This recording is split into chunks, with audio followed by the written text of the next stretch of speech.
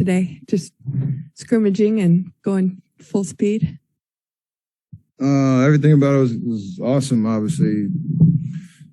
The moment, getting ready for playoffs, me being out for 4 weeks, so every step has been in the right direction in terms of trying to get back out there. I never enjoyed practice so much. So it's good. Do you feel like when you're playing, are you thinking like, how's my conditioning, or is it literally like, how does my foot feel on this cut? It's everything. When you deal with an injury, you want to make sure you're kind of over the limiting factors of how you move and what the pain is like and all that. Then you worry about where you are conditioning-wise and rhythm-wise. Figure out how much is left to kind of get to 100%. And everything's just been, positive in terms of getting back out there and understanding I'll be ready to play whenever that time is. I'm hoping it's Saturday and, trying to be my best version that I can be. I haven't missed a little bit of time now. Obviously, I've been through this before, so I have high confidence that I can, go out there and help our team win. You said 100%. I mean, do you presume you'll play and not yet be 100% when you do return? I hate going through that because what does that even mean, really? Like, yeah, there's a little bit of pain, or discomfort, but there's, you get clear to play and at that point, there's no real time to worry about that. Are you going to help the team win? Are you going to be able to make an impact, do what you do? And if I feel like the answer is yes, then that means I'm ready to play. Was there a point in the past 4 weeks when you felt a significant improvement, a day or two period where you thought, okay, it's trending in the right direction?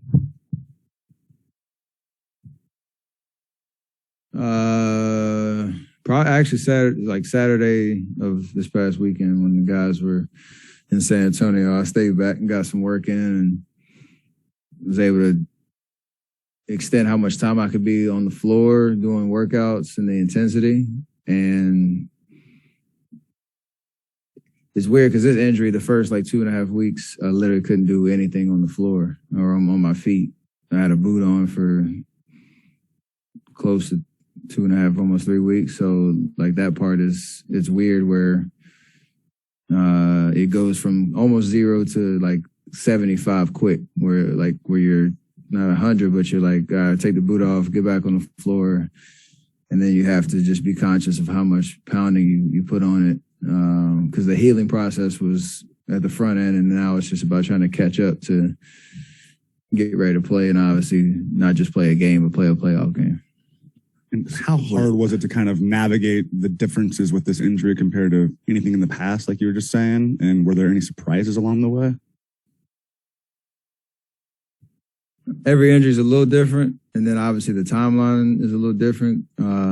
Honestly, talking to Rick, he's done the best he could with being precautious and making sure that there's enough healing, happening, with also understanding that the playoffs are coming and you have, not to say you skip a couple steps, but there's an expedited kind of a sense of urgency on the back end to try to get ready. And thankfully, the way that I've handled injuries before and just work you put in, the conditioning part is the least concerning thing about it. So it's not like I'm putting myself in jeopardy by trying to go out there. As long as the foot feels good enough, the conditioning, all that stuff, I have such a strong base that I can make that transition pretty easily. How different are you having been through this a few times? Were you more zen? Were you less nervous? Yeah, the whole time. Just positive and patient is the word. That's kind of the same answer. There's no real concern. I'll be a step slow or, be out there exhausted in the first like 2 or 3 minutes whenever you do get back, because I have been through it. I know the work that goes into it, and I can push myself once I get that green light to get back on the floor. So it's just a matter of understanding the healing process with this foot. Like, that was the only question, because I haven't had this injury before. So, definitely just patient, confident I was going to get there. And, I see the light at the end of the tunnel right now. And how did you used to be when you were out with injuries? Just a little bit more impatient in terms of wanting to rush to get to the next step. Probably didn't listen very well in terms of what those timelines look like, because you're always just antsy to get back out there. So from jump, I knew what the amount of weeks that this injury usually takes. So I kind of put that in the back of my head and knew every day was an opportunity to make sure that I would be ready physically once the foot healed. And that's kind of how it's played out. If you do play Saturday, that'll be the first time that you're playing with Andre, Draymond, and Clay. How much are you looking forward to that kind of reunion on the court? And what do you think that combination can do for the Warriors, just because we haven't seen you guys at full strength this season? We're going to find out. Like, there's a lot of excitement about that. There's also some uncertainty about rotations in terms of, like, what is it really going to look like? But I feel like we have enough in the bank in terms of experience, just the know-how of what a playoff atmosphere is like, to be able to make those adjustments on the fly. And we've been very in tune with each other in terms of what it's going to, take in terms of communication, in terms of being able to be a little bit more versatile in terms of what, guys are asked to do. Understanding the details that it takes to win a playoff game, and especially as a good team like Denver. So all those things, like me, Andre, Clay, and Draymond have that experience, and we want to be able to, bring our guys along to that level. And hopefully we'll, have a smooth transition when it comes to that, and get off to a good start. And then just a quick follow-up, if I may. You mentioned, Steve earlier today mentioned that there's going to be a lot of growing within the playoffs and just kind of all the adjustments. How difficult is it going to be just navigating all that, trying to figure out what works, what doesn't, when you're on the big stage where it is kind of do or die to some degree? I don't think it'd be difficult. Like, obviously we want it to go well, and that's the hope. But I don't think it'd be difficult in terms of, you just take it one game at a time. It is cliche, it's whatever, but it's the only way you can approach it. Like, how do you win this first game? And go back to the drawing board, watch film, make adjustments. How do you win game 2? And that's gonna be more important than ever in terms of how we get, through this first round, how we continue to get better, find that chemistry, and plot our way through this playoff run. So I don't think we're putting too much pressure on ourselves. Like, just go win game 1, take a deep breath, go back to the drawing board, figure out how to win game 2. And especially with, like you said, a lot of, the amount of options and combinations and looks that we can throw out there. So that's it. You mentioned you haven't had this type of injury before. So there's a foot sprain and a bone bruise. What was the bone bruise part of the rehab like? There's nothing you can do about it. It's just time. And that's the one that, from what I understand, can linger if you don't handle it properly, especially early in the process. So everything's stable, everything's fine. It's just if you aren't far enough along in the recovery process, that's where it can become a problem in terms of just something that nags, over time. So hopefully I'm past that hurdle, hopefully by Saturday, and kind of put it behind me. Steph, you just mentioned not putting pressure on yourselves, and Steve was saying earlier, it's kind of no expectations right now, which comparing to 5 straight NBA finals. And what is that feeling like to be kind of just going each game and adjust? And he said it was kind of fun to not have those expectations. It helps just stay in the moment. Like, yeah, nobody's picking us to win the come out the West. At least I don't think, except our families,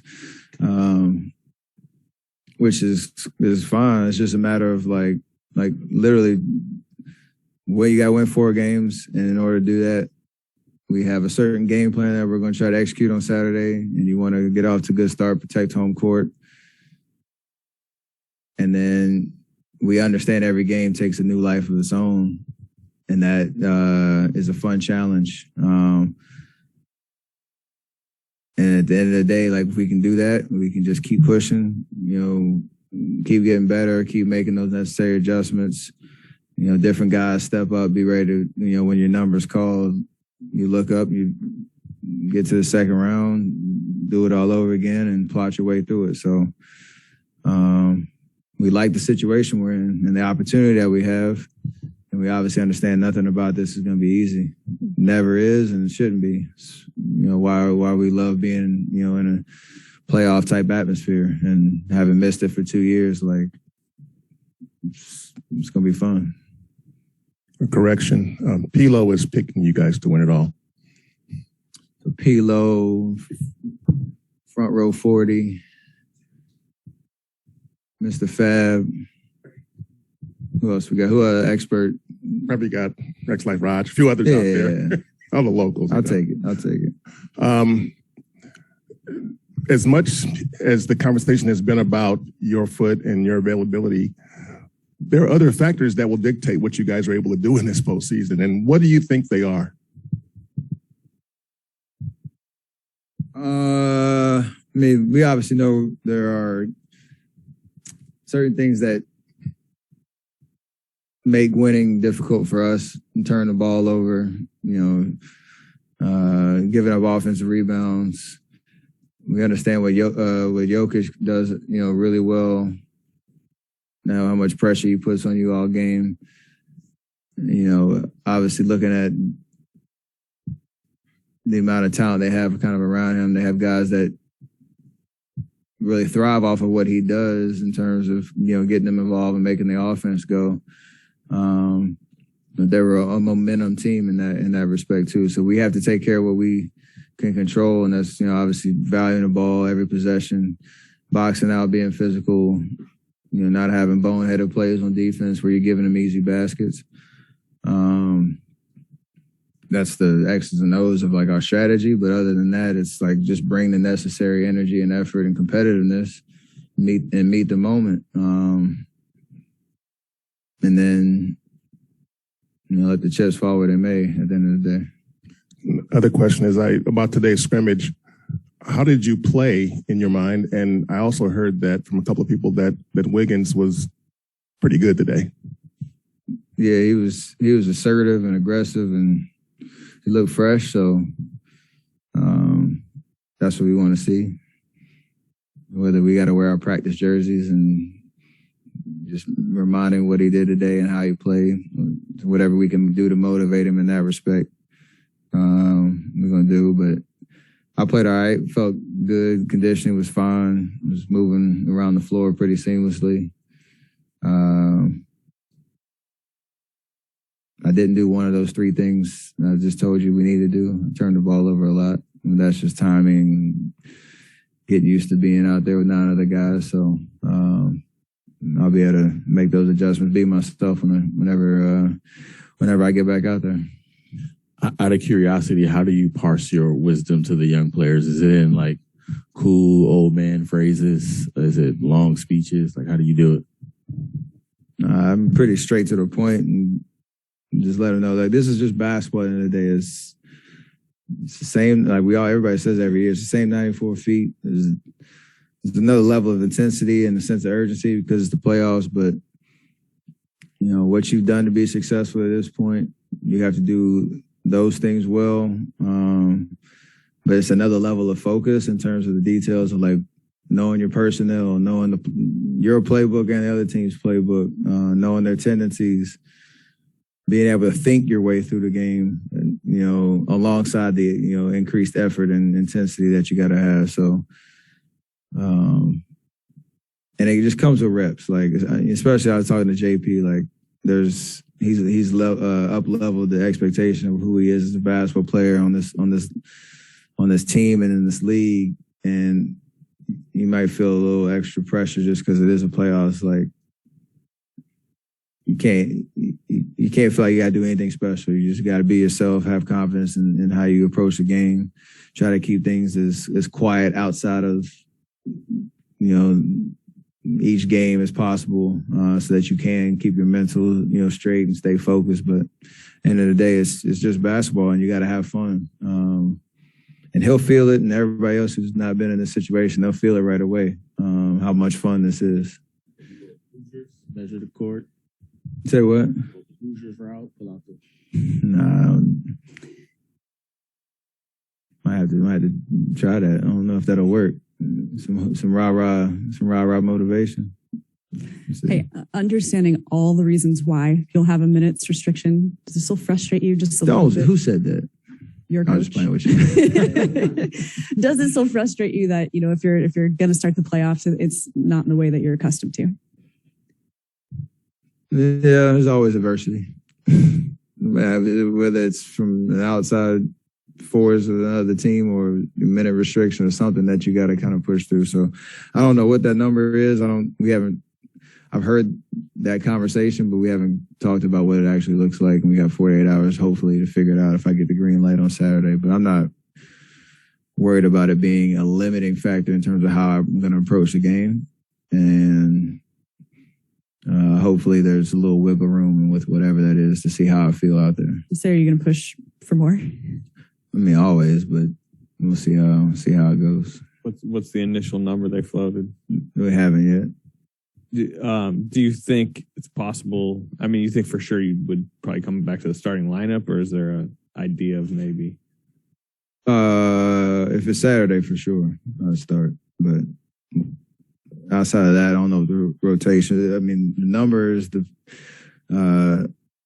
predictor of like the rotations and how it's spread out throughout the game, knowing I've got to be out there for as much as I can in the fourth quarter. So we'll see.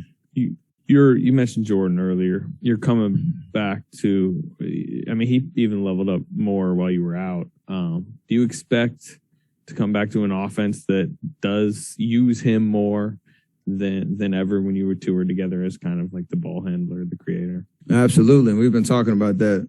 And that's kind of, I mentioned just some, us all being in lockstep on, especially even late game stuff, like what are our go-tos going to be down the stretch, what are the potential combinations of guys going to be. And to your point, like JP's shown, he can draw attention. He can take advantage of, defenses do pick and roll. You got different looks that we can throw out there. We just all got to be on the same page on what that looks like, and the trust that he can make the right play, that he can draw a crowd, that he can finish, he can bring us momentum and energy.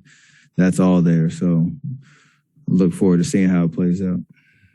What do you expect the atmosphere to be like at Chase Center? First time ever that there's a playoffs there with fans in the stands. Just what are you anticipating? I mean, all year, I think it's steadily grown and grown in terms of, the noise and engagement from our fans and just the overall atmosphere, in this building. And for it to be our first playoff, experience here, I expect it to be even crazier. I'm actually kind of mad. Like, I won't get to see like all the extracurricular activities that go on outside and like the pavilion out there and just the pregame vibe that is probably going to be electric, especially, on Saturday. So I'm excited about it all, and it should be a nice buzz in the arena when we run out there for warm-ups and kind of feel, the vibe of being back in the playoffs. So it's going to be amazing. Have you noticed any differences between Chase Center and Oracle now that you've got a season with some fans there under your belt? I mean, there's always Oracle. It's no slight to like what it is now, but Oracle's always got a special place because that was such a unique part of our story and our history, and will always be that. So the comparison's unfair. It's just we have to allow this building to take an identity of its own and for us to create new memories here. And that'll take care of itself if we keep doing what we're doing and make these playoffs, kind of worth it in terms of how we perform. So, it's all kind of looking forward, not putting any comparisons on what it used to be. Just to follow up on Slater's questions about Jordan Poole, Draymond was explaining it's not for certain that Poole goes back to the second unit when you're back. As you guys all figure out the combinations of who's on the floor, what do you enjoy about having Poole on the floor alongside you? Maybe what you two have together.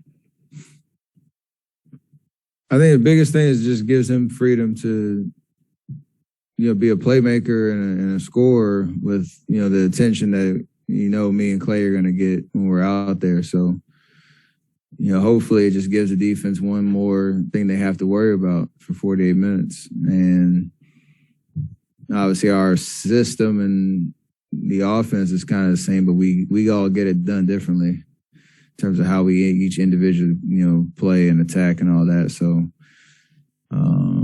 it just gives us options, and options are great, but options are great only if everybody's in unison on like where we need to be, timing the cuts, what is a good shot, like just understanding those concepts, and we're figuring that out as we go. You got to trust, the ball in his hands to be able to make the right play, and he's obviously proven he can do that.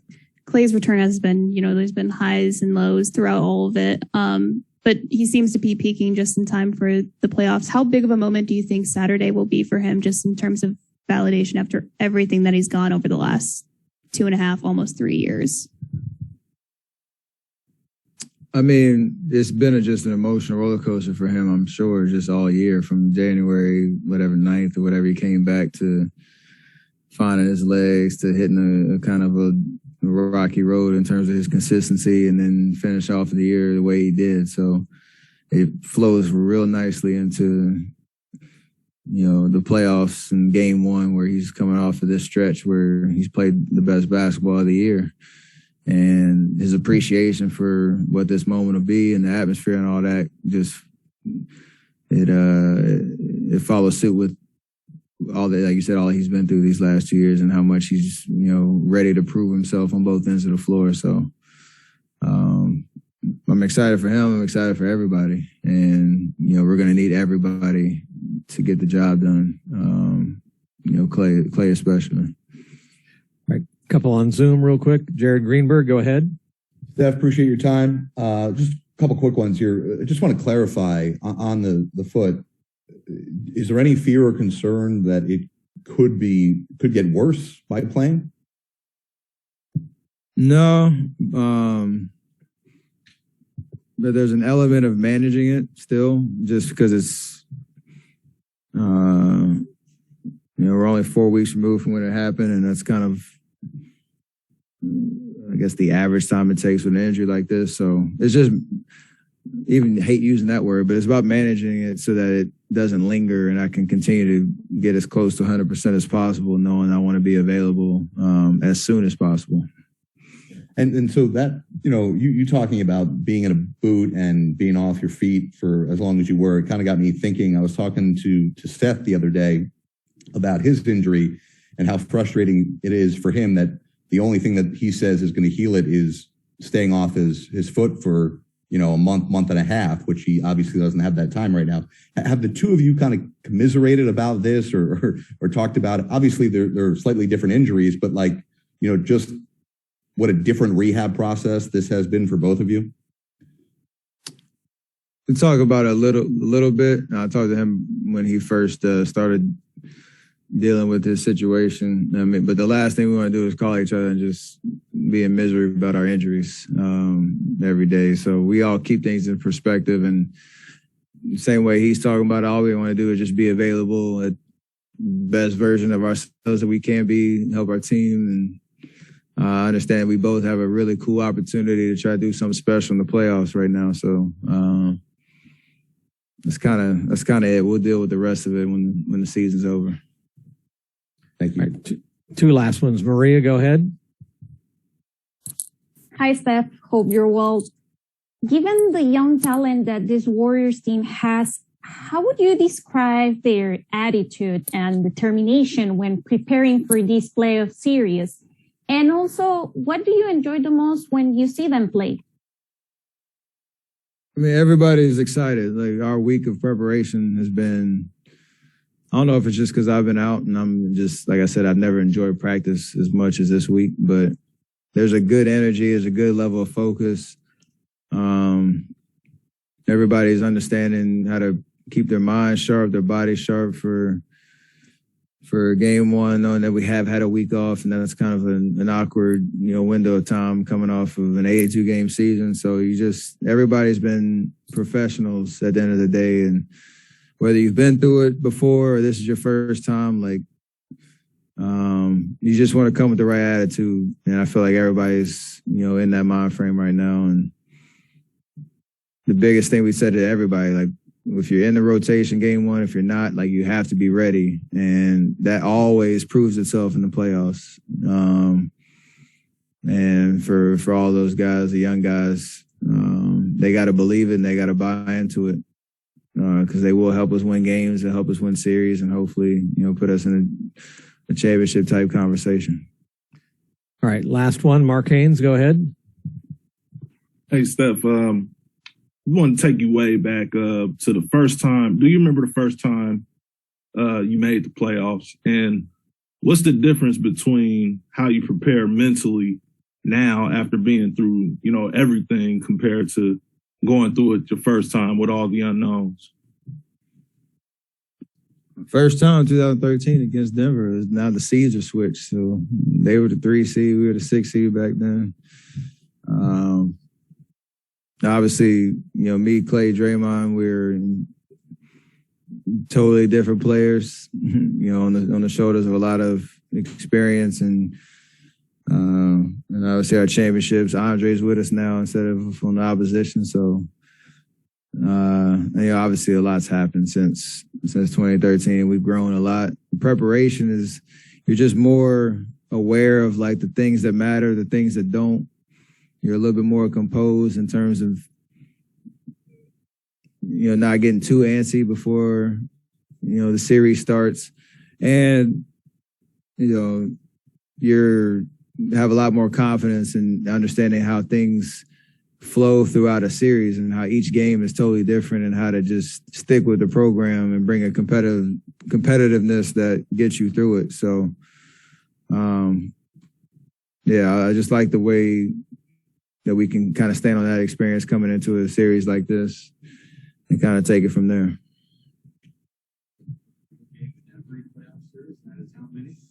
I used to know that. 2 years off my game. I don't know. 23 series.